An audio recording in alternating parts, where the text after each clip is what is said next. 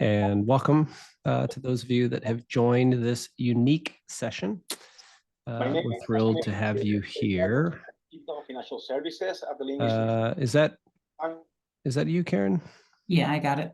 You got it? Perfect. No problem. All right. Again, so welcome everybody to what promises to be a unique and value add session. So as I said, this is a bit different. As advertised, it's your chance to bring your toughest lean questions directly to one of our most experienced coaches. Pleased to welcome my colleague, Karen Gaudet. Karen and I go way back. We worked together at Starbucks when she was a regional director, leading the New England market during that company's lean transformation. She was instrumental in creating Starbucks' Playbook operating system, which helped thousands of stores shift from headquarters pushing best practices to frontline teams solving their own problems. Karen later captured many of the lessons from that experience in her wonderful book, Steady Work. If you haven't checked that out, I encourage you to do so. Today, Karen's a senior coach at the Lean Enterprise Institute. She's coached lean transformations across many industries. Some examples would be Microsoft data centers, some work in manufacturing, healthcare. She's developed a curriculum for our workshops. She teaches some of our courses, including our very popular course built around the book, Managing to Learn. And here we are. This is an opportunity for you to get some practical, straight answers to your real world challenges. Karen's got 30 years of hands-on experience in various leadership positions, coaching positions that you can tap into here in this session. So the way this will work, we'll tap into the functionality available in Zoom. You can both submit questions or communicate through the chat function. You can also submit questions through the Q&A function, and I'll pass those along to Karen, and we'll take it from there. There is not I think, correct me if I'm wrong, Karen, there is not prepared remarks or slides or a presentation or anything like that. We're almost thinking of this as like a coaching office hours or something, where Karen's available to field questions and be helpful in whatever way she can, you'd like her to be. So that's going to be it. Let's see. Benjamin Lupo has jumped right in with a question. Thank you, nice. Benjamin. Let's see. So Benjamin asks, in your experience, what is the first role in a company that need to be convinced of the lean mindset? Oh my. And what's the best way to convince them? All right. We're not starting with any softballs going on here. Okay. Banger. That's right. It's a really great question. And I think it's a little bipolar. So it depends on where you're at to actually answer that question. So I think I'll share my thinking in regards to two particular things. What my experience has taught me is that go where you can go. So start where you can start. It is very critical to have executive leadership on board. So whether that's the CEO themselves or someone else amongst the C-suite is very helpful in getting started for sponsorship and to build their capabilities so they have an opportunity as having the lens on the organization of how this is going to begin to evolve and develop inside the company. However, if you don't have that, which many don't, it is really impactful and refreshing to really get to the front line of the organization and really help people with their direct value creating work as a way to provide demonstrable examples that then the leadership might actually attach to, and then they can actually see, oh, okay, so this is what you're kind of been talking about. And so I wouldn't let not having direct, executive level support stop me from getting started, but I would identify really critical business problems that I believe are, important to the organization.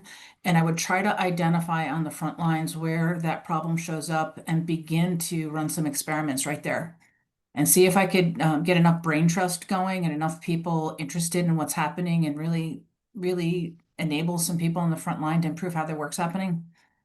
And then use that to kind of message to the executive leaders a little bit more. Awesome. Thanks, Karen. So folks probably noticed that we've Hey, been Matt. joined by our colleague at the Lean Enterprise Institute, Matt Savis. I'm actually going to step away from the session, turn the host duties over to Matt, who will support Karen for the remainder of the session. I need to go prepare for the next, for a subsequent session. So thanks for joining us again. Matt, I'll turn things over to you and wish you guys All right. a good session. Thanks, Okay. Josh. Thanks, Josh. Bye for now. See you. Hi, everybody. Hi, Karen. Nice to How see you you. doing? I'm doing well. It's been a great event. And looking forward to seeing the questions come in from the audience as we wait for more to come in. I'll ask Karen, you have a great book about your time as a leader at Starbucks. I think you oversaw, how many stores did you oversee at Starbucks? It must have been a few hundred, right? It was a few Okay. hundred. It expanded and contracted over the years as we grew and then paused and grew again. And it was during your time at Starbucks that you were introduced to lean thinking. And so I'd like to ask you to explain your own leadership transformation from your time as a leader at Starbucks prior to your introduction to lean and your time at Starbucks following your introduction to lean. That's a good one. So I think, prior to being introduced to this level of thinking and management approach, I like to think of myself as someone who's just naturally inclined to be excited about developing people. So that was kind of in my wheelhouse, I suppose. And I was also a fairly good, well-performing operator. So I've always had operational responsibility. And then also had really strong traditional management tendencies for sure, meaning, um, you know, raised in the environment of, particularly in the restaurant industry or quick service industry in different ways. You very quickly adopt the need to have the answer to solve some pretty complex critical problems that are in the moment in front of your paying customer. And so that behavior and approach builds up over time, obviously. And so I always thought that I had the toolbox that was needed in order to be pretty successful at what I was doing. And obviously, in my career at that time, I was quite successful. But then also had a lot of roadblocks as well. So it wasn't all, rainbows and unicorns either. But so then I get introduced to this level of thinking in regards to lean and really trying to sift through and understand how does this like unlock the potential of people first. So that's where I started to connect into. And then recognizing that this is about, so me as a leader, as a manager, I'm really in the role of leading and managing a system. And the system that we currently had in place at that time at Starbucks, it was a good system. Obviously, the company had done incredibly well, or we wouldn't have been growing the way we were.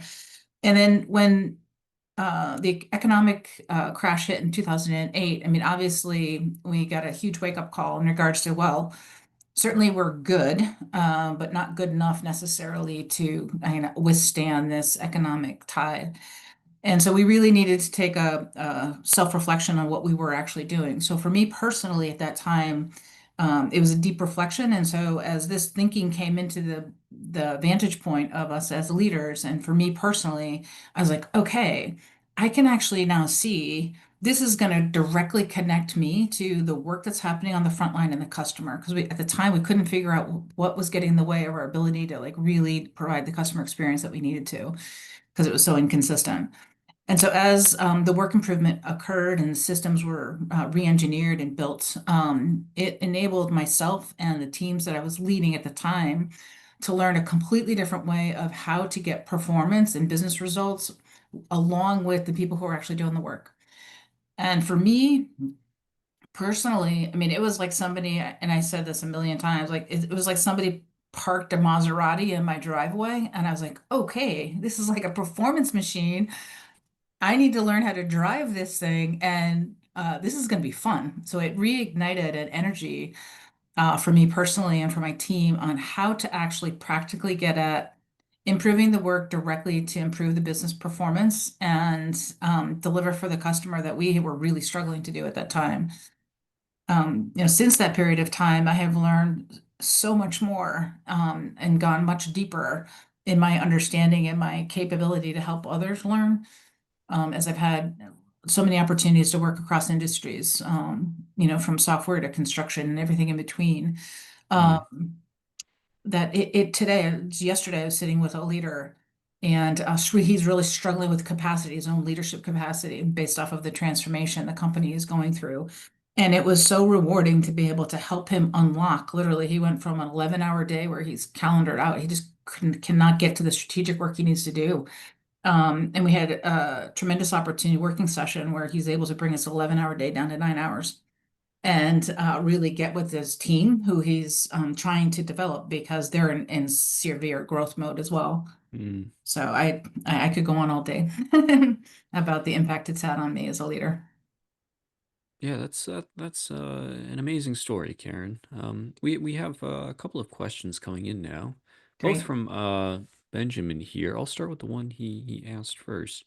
Sure. Benjamin asks, do you integrate risks, like risk management into your lean practice? So maybe as you coach organizations, how do you integrate risk management into that?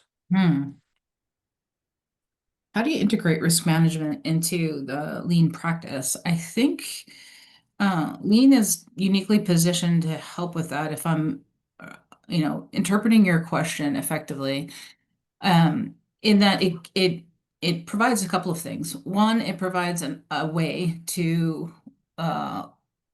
look with a collective group of people who are in relationship to the work that you're going to be improving, a common methodology and an approach to look at it in a way that you can become really productive in your thinking together and you're doing together. So that is first and foremost.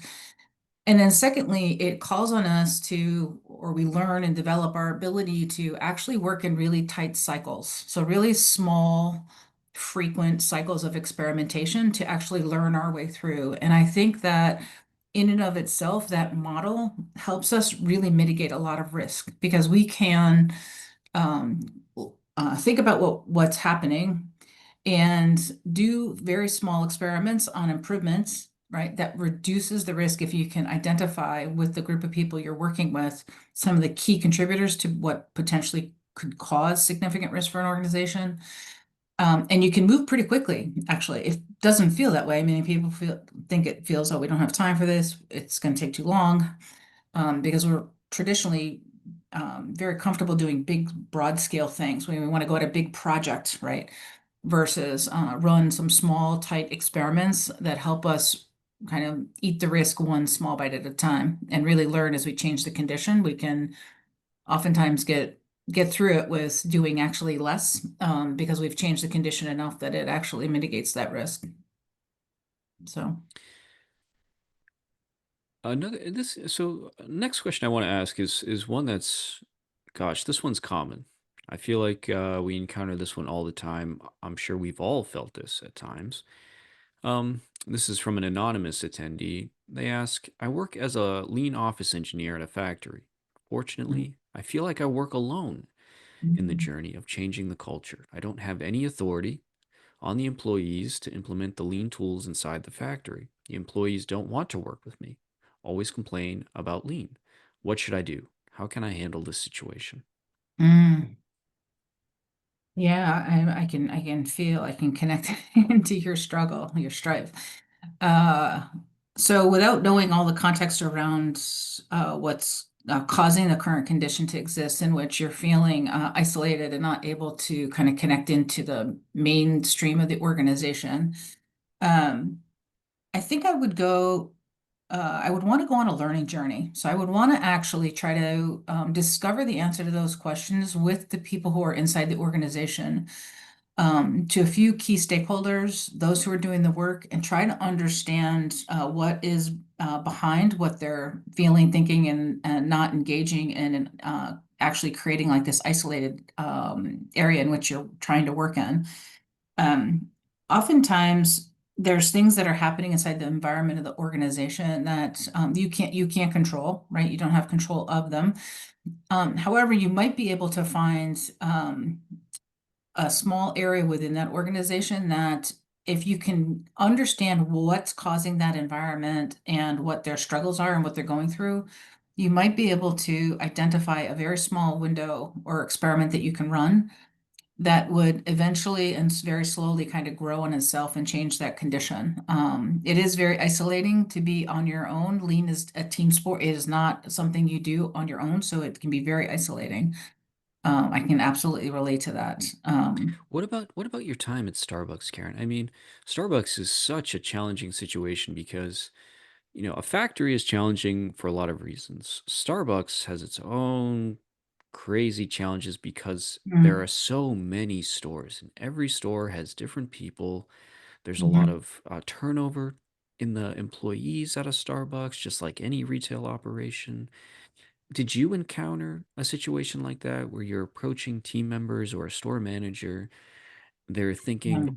I don't want to do this. Why is Karen here to tell me to do this new stuff? Or did Exactly. you experience it yourself where you were thinking, why is the Starbucks corporate office telling me I now need to figure out how to run my stores differently? Did you ever experience that?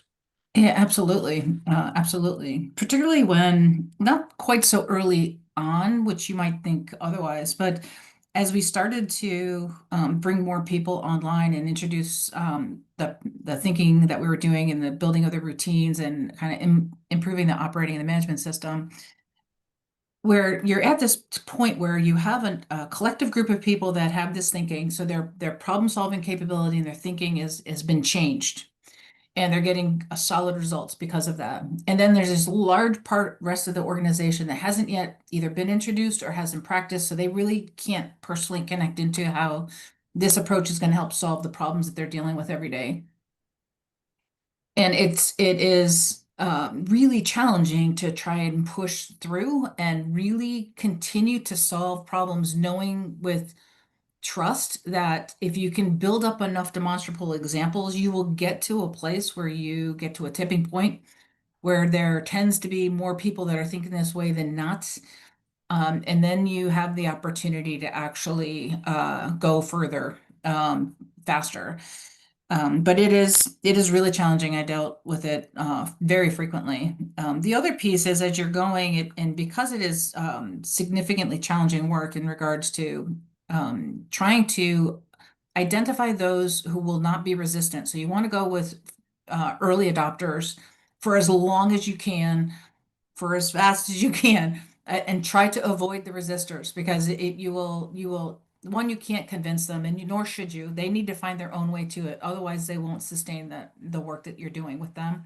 So if you can enable to kind of work around those who are resisting, if that's at all possible, I would highly recommend it to save your energy for those who are pulling and needing your help and support and actually improving how their work is getting done and to deliver the result. Because that then you can get enough examples up in front of you that can help you kind of break through that isolation for sure.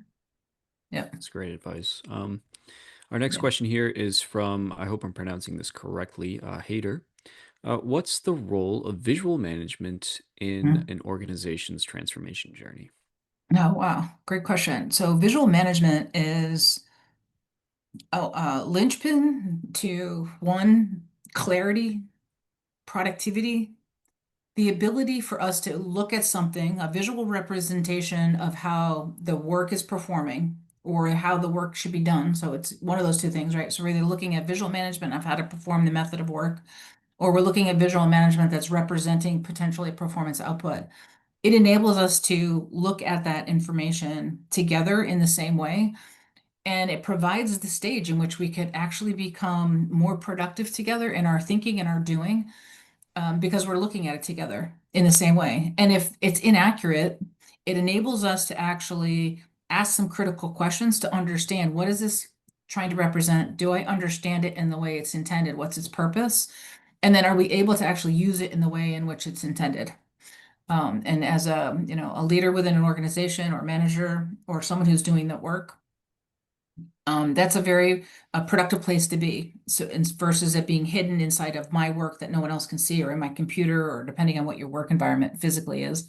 So it unlocks that potential for people to become super productive with each other, Mm, my opinion. totally. Yeah. Here's a great question from Dwayne. He says he's preparing to introduce standard work in the form of standard work combination tables and standard work layout diagrams. Hmm. What are some suggestions for preparing the team so they don't think they're being micromanaged? Hmm. Good question. It's a So I good would, question. yeah, I would, I would offer an opportunity to one, bring them on your learning team. So as you're going to actually produce those documents through observation, use it as a development opportunity for someone who's doing that work to actually do that. So learn how to, you can coach someone how to perform an actual observation. And then how do you actually document that observation using those two resources? Standardized work combination table, both of those resources really are much deeper than they appear on the surface when you first start to use them. But there's an aha moment that happens when you're using a standardized work combination table that is just really unlocks something for someone who's doing that work, particularly in relationship to their work into a machine or something. They all of a sudden see things. So to miss the opportunity to enable that aha moment for the person who's actually inside that work or is managing the person that's inside that work, um, wouldn't be the best condition. So I would say bring those people along with you and have them actually do it and coach through them. So they're building their capabilities and using those things. Ooh, you just got a heart emoji for that one, Ah, Karen. great. I I agree. love I'm throwing it. up a heart emoji for that one too. Yeah, Okay. I says it doesn't get any more sexy than standardized work. It just, that's what it's all about. It's awesome. It will set you free. It will set people free. It's awesome. All right, we have another question here from Benjamin. What's your favorite success or the one you're most proud of? What made it such a success in your opinion? Oh my. I would say directly in relationship to the capability that was built for my team at Starbucks. And to this day, they continue to get promoted, whether it's inside of Starbucks or outside of Starbucks. But that learning of um, problem solving through a common method and how that directly relates to two things: solving critical business problems and improving the work that delivers on that performance. Um, is just an experience I won't ever forget. And it's what fuels me every day. So literally, as I was sharing earlier, yesterday in a conversation with a leader, having the ability to impact people's lives truly. I mean, oftentimes we think we have like this work-life balance. We have this work life and we have this other life, but we really only have one life.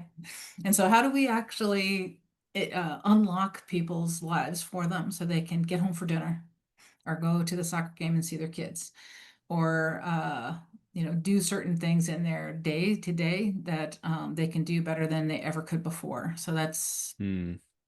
that's the fuel. Yeah. Yeah.